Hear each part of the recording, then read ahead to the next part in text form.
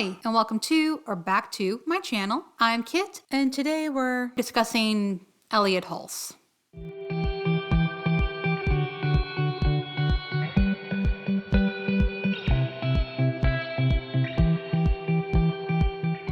It's been a bit since we've talked about Elliott, and he started off as a fitness guy, then he had a find your feminine side phase, and for a few years now, he's been in his red pill, men don't have a feminine side phase. I was hoping he would grow out of this as well, but if anything, he seems to be doubling down. And as one of his new beliefs, something he's fond of stating is that women owe their husbands sex. Hence the title of this video, Good Wives Don't Deny Sex. A viewer wrote in asking for clarification about Elliott's statement made in a previous video about how all he asks from a wife is to not deny him sex. And really? That's all you want in a wife? Sex on demand? Anyway, let's see what he says. So when it comes to the woman who becomes your wife, you give conjugal rights to one another. This is the contract of marriage. Marriage is a contract in that way, where we, in Robert Bly's words, we hand each other's leash of our nethermost beast. And so one of the aspects of a man's nethermost beast is his craving for sex in a different way than a woman.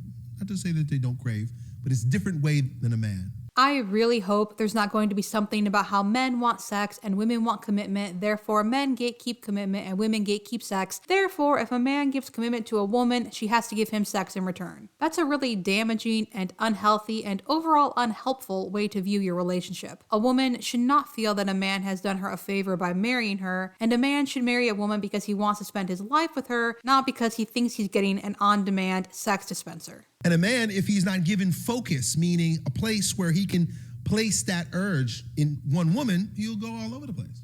I hear a lot about how feminists hate men and look down on them, but when I hear things like this, I'm pretty sure it's actually red pillers and folks who talk like this who hate men. Men are not animals. They are not incapable of controlling themselves. And this is really weird coming from Elliott because, as you can likely tell from his background, he's a religious man. So is he really going to tell us that if a man doesn't have a steady relationship, he just can't help himself from sleeping around? This logic would also lead to, well, if his wife isn't having sex with him enough, he'll cheat. And so a part of the responsibility of the woman in her wifely role is to give that man that place to put his energy. Women are not vessels for men's energy. I'm pouring myself into you.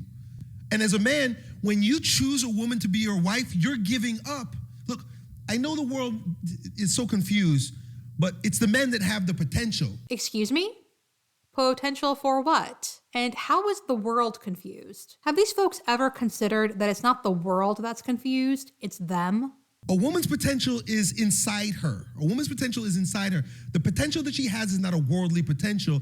It's a biological potential. It's the potential to make a baby on the inside. A woman's potential is baby making. Are we seriously trotting out that tired line of thinking? What if the woman doesn't want to make babies? What if the woman can't? Does that mean she has no potential? She's useless? I wish I could believe he was kidding or exaggerating, but by this point, I know better.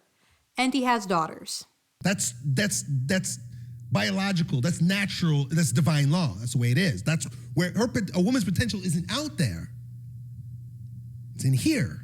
But don't tell that to the feminist. So I just want to take this moment to say that the longer I live, the more I'm convinced that feminism will always be needed. Attitudes like this will not go away. And even if they somehow do, the instant we let our guard down, they'll be back, eager to chip away at women's sense of self and self-worth and reduce them down to vessels for a man's progeny. A man's potential is out there. We're the ones that go. Now today it's the women, but it's men that go and spread. We build, we create. Our potential is out there. Is he going to ignore how men forbade women from education, from employment for generations? Is he going to ignore the women that defied the expectations placed on women at various times throughout history and managed to innovate and invent anyway? Is he going to ignore the men who stole women's inventions? That's all rhetorical. I know he is, because otherwise what he's trying to say here falls apart. When you choose a woman to focus your procreative attention, you eliminate all those options.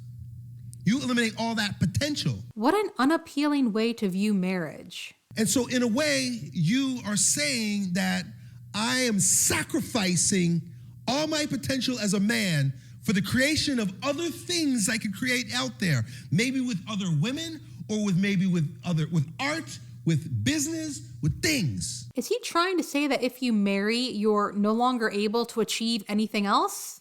What? I'm taking my biological procreative power and I contract it through you, and we're gonna build a family. If that woman denies you your right to pour your creative energy, your sexual energy into her through sex, it's as bad as adultery. Judging from the raised voice, this is something he feels passionate about. But what is this? Not being receptive to sex every time the man wants is as bad as adultery? I have to admit, that's a new one. She breaks her contract with you. This is such a strange and sad way to view sex. Hey, you're contractually obligated to have sex with me whenever I want. It's also really weird because as adults, we should all be aware and understand that people do not exist to meet our demands, married or no. In context to the conversation we were having before,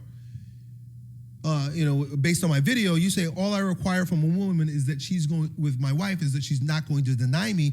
It means that it's a very basic thing. I don't need her to be a porn star. You understand?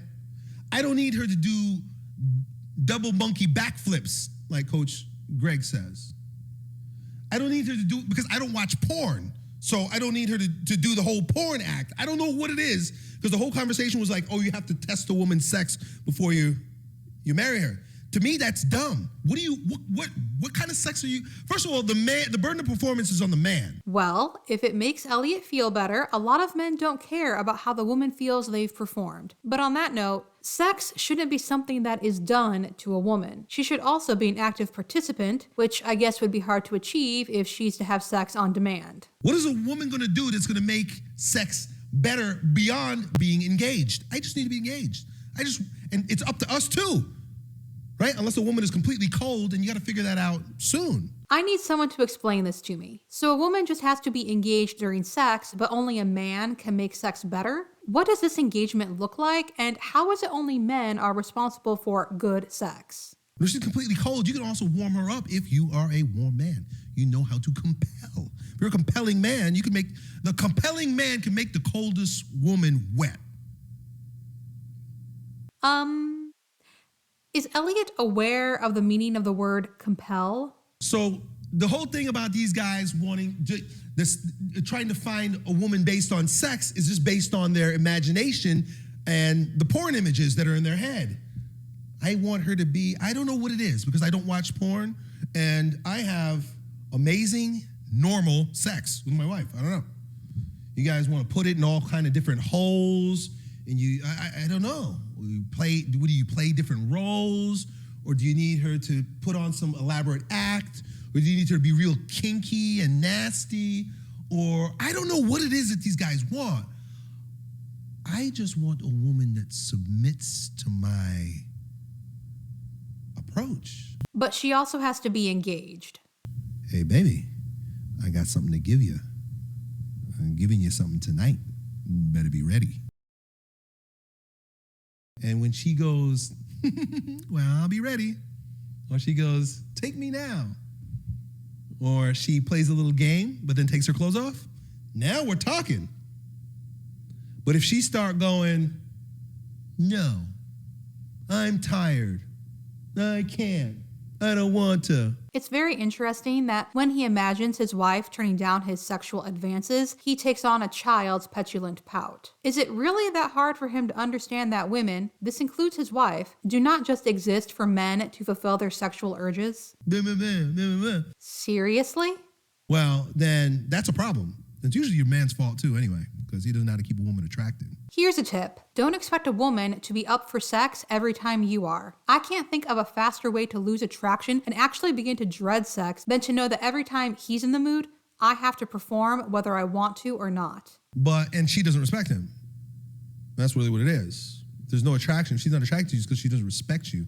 You're like a girlfriend to her. Well, if we're to judge by Elliott here, yes, I would find it hard to respect a man who doesn't respect me and who thinks his wants supersede mine, especially when his want involves my body. And mocking someone for not wanting to have sex with you is not respecting them. And yes, women also want to be respected in their relationships. It has nothing to do with viewing the man as a girlfriend. That's pretty much it. Elliott goes on to wonder what these men are looking for, that they get bored having sex with one woman because he's completely fulfilled and happy with his wife and only thought of her even when they were dating. Which, that's great. But why does he have to turn it into, but if she turns me down, then we have a problem? For that matter, he says that's a problem, but doesn't explain why or how he solves it. Well, I guess he compels her, which... Anyway, I really wonder what his wife thinks of all these changes Elliott has gone through, and this one is definitely the worst. He's leaning into it though. He spoke at the 21 convention last year, and now he's doing something called the Catholic Masculinity Show. And oh look, his speech for the 21 convention was about true female empowerment. Place your bets. Is it babies or is it marriage and babies? Oh, he did an interview with his wife. I see she's growing her hair out. Interesting. He's doing a lot of interviews, and of course, the latest one is Wives, Obey Your Husbands with Timothy and Stephanie Gordon, authors of Ask Your Husband. I am so curious as to what on earth happened to make him tumble into the manosphere. I guess if you're doing strength training, it's kind of a natural fit, but he seems so... Well, I guess if you're sure of yourself, you don't massively overhaul your identity every few years. And that's it for this video. If you made it this far, thank you so much for watching. I would like to give extra thanks to my patrons, and if you would like to help support the channel, my Patreon is linked below along with my socials. Liking, commenting, sharing, and subscribing are also great ways to show your support if you would like to. Have a great day, night, whenever you happen to be watching this, and fade to cats.